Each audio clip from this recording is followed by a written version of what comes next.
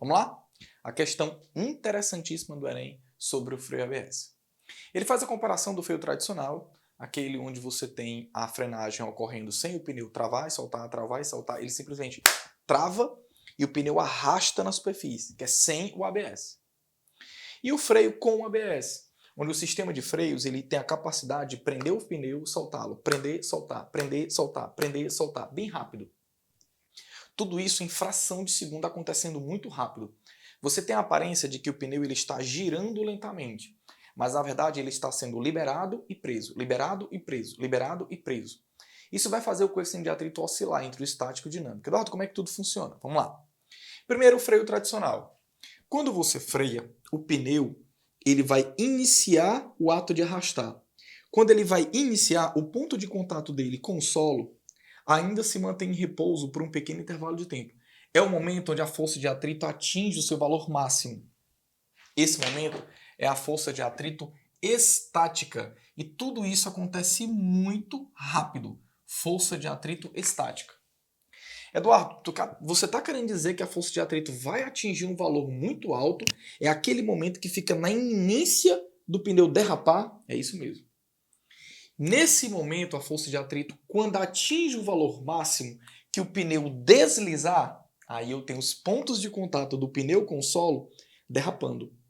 E os pontos de contato do pneu, que eu vou botar em vermelho agora, e os pontos de contato do solo, que eu vou botar em preto, eles vão se distanciar um em relação ao outro.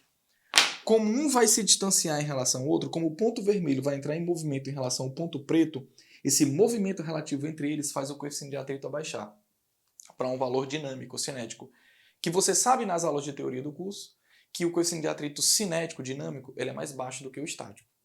Na hora que esse ponto ele se distancia desse e ele começa a se movimentar um ponto em relação ao outro, o coeficiente de atrito abaixa e na mesma hora a força de atrito assume um valor mais baixo e se mantém naquele momento, naquele valor enquanto o pneu estiver arrastando.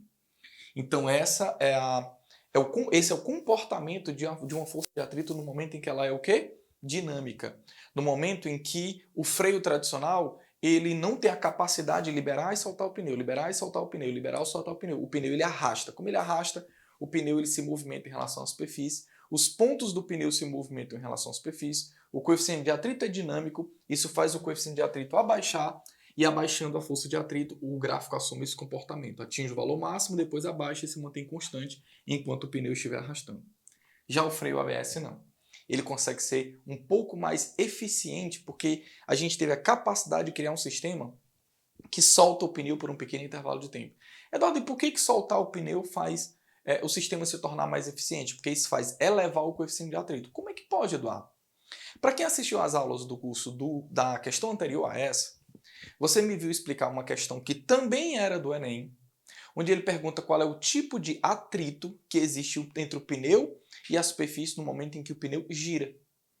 Porque o ato do pneu girar, galera, ó, quando esse pneu está aqui, o ponto de contato dele, que eu vou botar agora um ponto azul, tá? Com o ponto de contato da superfície, que eu vou botar em verde. Esses pontos de contato, na hora que o pneu gira, ó, no momento em que a roda gira, esse ponto é considerado por um pequeno intervalo de tempo em repouso em relação ao outro. Como esse ponto ele é considerado em repouso em relação ao outro, eu posso dizer que o coeficiente de atrito assume o valor estático, máximo. E é nesse momento que a força de atrito atinge o valor máximo, que a gente chama de força de atrito no momento em que ela é estática. Mas, é claro que eu tenho que frear. Eu não posso permitir que o pneu fique girando constantemente, senão o freio não é eficiente. E as pastilhas prendem o pneu. Quando prendem, ele trava. Quando ele trava, que a força de atrito atingir o seu valor máximo, ele tende a derrapar. Como ele vai derrapar, eu posso muito bem dizer que ele vai começar a arrastar em relação à superfície. Quando ele começar a arrastar em relação à superfície, um ponto vai se distanciar em relação ao outro. Quando ele se distanciar em relação ao outro, na mesma hora a força de atrito ela cai. E na hora que ela cair, que ele começar a arrastar, que vai se comportar igual ao dinâmico, a gente não deixa. O que é que a gente faz? Solta o pneu de novo. Quando ele solta, um novo ponto de contato dele com o solo se agarra. Quando se agarra, a força de atrito aumenta de novo. Logo em seguida, o pneu ele vai tender a arrastar novamente. Quando arrastar, aí a força de atrito cai e ele tenderia a ser mais baixa. só que a gente libera o pneu de novo. Um novo ponto entra em contato com o solo e ele atinge o valor alto de força de atrito de novo, ó.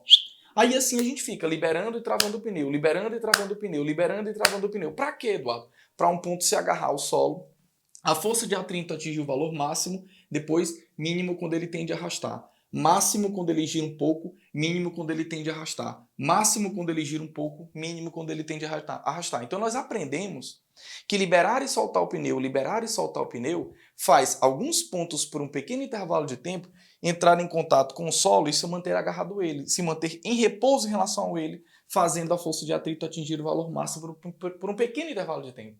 E o fato dela oscilar entre o máximo e o mínimo, máximo e o mínimo, máximo e o mínimo, é melhor do que ela ser simplesmente a mínima constantemente. Então essa é a funcionalidade do freio ABS. A função é fazer o freio ABS oscilar entre a força de atrito máxima e mínima, que é melhor do que ela ser simplesmente mínima. Beleza?